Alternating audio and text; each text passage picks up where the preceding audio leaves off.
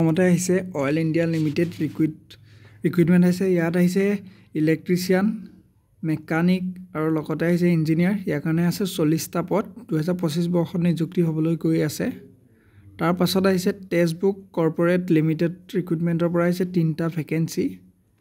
তাৰ পাছত আহিছে APSCৰ ফালৰ পৰা আহিছে 19টা এছিষ্টেণ্টৰ ডাইৰেক্টৰ পদ আহিছে। যিসকলে এপ্লাই কৰিব বিচাৰে তেওঁলোকে এপ্লাই কৰিব পাৰিব। লাষ্ট ডেট আছে 3 তাৰিখে।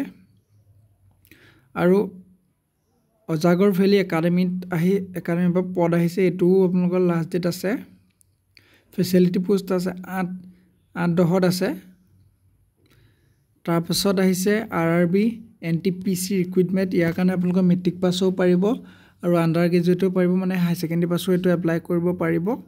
ইয়াৰ কাৰণে টোটেল পদ আছে 11,558টা পদ আছে। যিসকলে এপ্লাই কৰিব বিচাৰে তেওঁলোকে এপ্লাই কৰি ল'ব।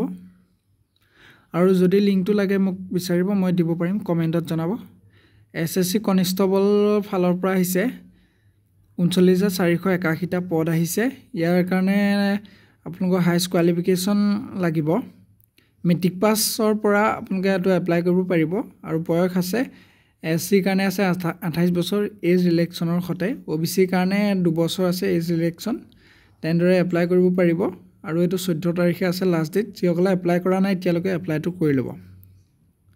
তাৰপাছত আহিছে RRB টেকনিচিয়ান ৰিক্ৰুইটমেণ্ট 2024।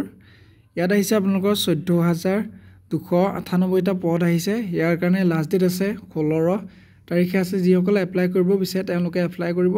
আৰু এইটোত 250 টকা ড্ৰাফট কাটিব লাগিব। জেনেৰেলৰ কাৰণে যোনখিনি UR কেটেগৰী আছে তেওঁলোকৰ কাৰণে 500 টকা দিব লাগিব। আৰু নাবাৰ্ডৰ ফালৰ পৰা আহিছে 108টা পদ। যিসকলে এইটো এপ্লাই কৰিব বিচাৰে তেওঁলোকে এপ্লাই কৰিব। 21 অক্টোবৰত আছে লাষ্ট ডেট।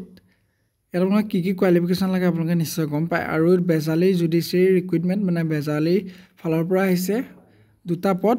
প্ৰচেছৰ চাৰ্ভাৰ আছে, লগতে পিয়নৰ পদ এটা আছে।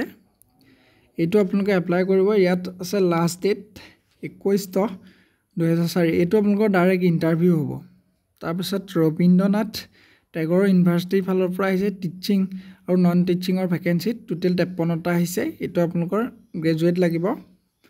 আৰু ইয়াত 21 তাৰিখে আছে লাষ্ট ডেট। এইটো এপ্লাই কৰিব বিচাৰে যদি এপ্লাই কৰিব পাৰিব। আৰু 2025 বৰ্ষত এইটো ধুনীয়া নিযুক্তি হ'বলৈ গৈ আছে। আপোনালোকে এপ্লাই কৰক, কোনো মিছ নকৰিব। ধন্যবাদ।